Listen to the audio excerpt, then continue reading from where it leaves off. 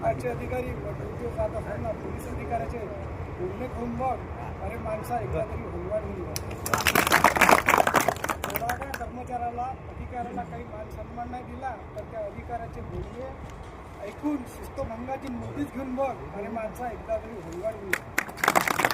निष्काम सेवा या शब्दाखाली आमची किती पिळवणूक होते ती विचार करून बघ, अरे माणसा एकदा तरी होलवाड होईल. सर्व दिवस खाली फक्त सण उत्सव असला की ड्युटीवर असतो, त्यावेळी कुटुंबासोबत कोणताही सण किंवा उत्सव साजरा करता येत नाही. अशा वेळी विचार करून बघ, अरे माणसा होलवाड होईल.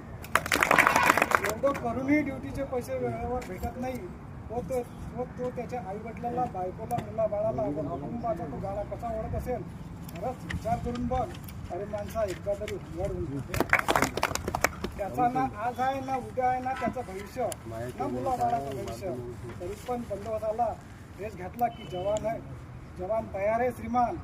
शासनाच्या कर्मचाऱ्यापेक्षाही भारी राहतो, मात्र शासन त्याचा थोडाफारही विचार करत नाही.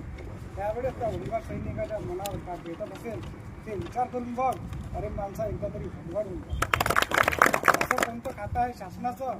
नियम सर्व शासनाचे आहेत, फक्त ड्युटी रोजची नाही व पैसा नाही. तेव्हा तो कसा राहत असेल म्हणून श्री गजानन चव्हाण म्हणतो, आल्या माणसा विचार करून बघ, अरे माणसा होलवाड होईल.